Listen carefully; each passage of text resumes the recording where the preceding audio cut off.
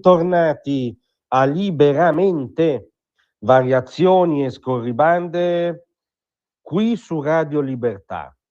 Allora, il funerale è il momento del commiato, il momento che celebra il compimento, è, con un paradosso tutto umano, da un certo punto di vista, il momento culmine e saliente di una vita, ma spesso si riduce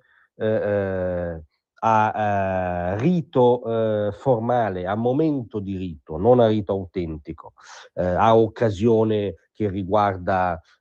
più chi è rimasto, chi deve esserci, chi si deve fare vedere, a occasione formale da licenziare in fretta per riprendere le incombenze quotidiane e viene insomma addirittura svilito o espletato tanto per dovere. Ebbene, i funerali di Umberto Bossi a Pontida, che Radio Libertà ieri vi ha trasmesso in diretta, sono il contrario, sono stati un vero rito, un rito autentico. E dov'è la differenza? In un rito autentico emerge prepotentemente il segno che ha lasciato nel mondo la persona che viene commemorata. Si riverbera nei volti degli altri, nelle tristezze degli altri, nei silenzi degli altri, e quindi il segno nel mondo lasciato dalla persona ci dice qualcosa anche del mondo, del ruolo che la persona ha giocato, di come ha cambiato o provato a cambiare o comunque inciso sulla realtà, e quindi anche di cosa può succedere domani, di come quell'opera può essere ripresa, continuata, di nuovo vissuta, facendo, con ancora paradosso tutto umano, vincere la vita. Ecco, questo è stato il funerale di Umberto Bossi, che ne pensi chiunque della traiettoria politica di Umberto Bossi, ma sui giornali di oggi nessuno è riuscito a negare questa autenticità emersa ieri, emersa anche dalle scene plurali di ieri. Al funerale di Umberto Bossi c'erano i vertici dello Stato, i vertici anche della politica romana, avrebbe detto lui in una certa lunga fase, c'era la Presidente del Consiglio, c'era il Presidente del Senato, c'erano ministri importanti, c'erano figure importanti anche dell'imprenditoria, delle professioni, e poi c'erano le persone, non la gente, che è un concetto a volte sfuggente o strumentalizzabile, le singole persone insieme, col fazzoletto di allora, con anche l'entusiasmo di allora, trattenuto ovviamente, rispettoso, commemorante,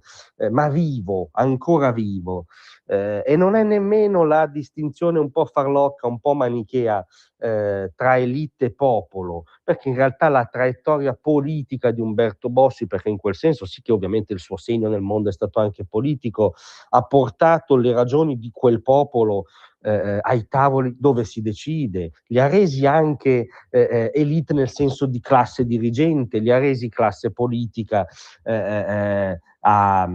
sempre inciso o provato a incidere sulla realtà, no? La sua idea di Lega, che al di là della mera somma dei consensi aveva un peso, rappresentava delle ragioni, rappresentava una questione, rappresentava dei territori, e quindi non è il popolo scisso dalla classe dirigente, no? Piuttosto quella di Bossi fu una reimmersione nel popolo, dimenticato anche dalla sinistra post-comunista, in un certo popolo, per portare le sue ragioni nell'agone della politica, con la sua anomalia, con la sua atipicità, con le sue sbavature oggettive e financo volute, essendo l'uomo molto intelligente. Tutto questo calderone si fondeva ieri nella modalità della celebrazione, anche nella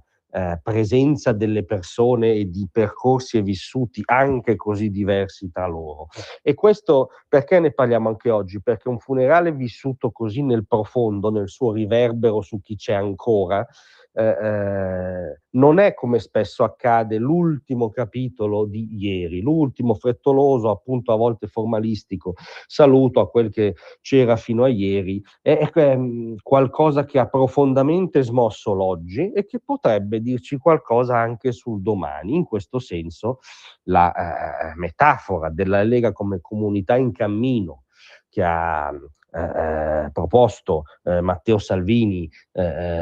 subito alla fine della cerimonia, è un'immagine riassuntiva di quello che è accaduto ieri. È una comunità anche anzitutto extrapolitica, è per questo che è una comunità che non scomparirà e che anzi da ieri trae nuova linfa, perché qualcuno ha lasciato un segno nel mondo e questo segno è ancora vivo. E ieri è accaduto quindi qualcosa di felicemente anomalo e ci fa piacere ribadirlo, perché alla fine è quell'anomalia stessa che è all'origine della vostra radio. Grazie a tutti, vi aspetto stasera alle 18 anche per commentare, a proposito di battaglie politiche non mainstream, l'esito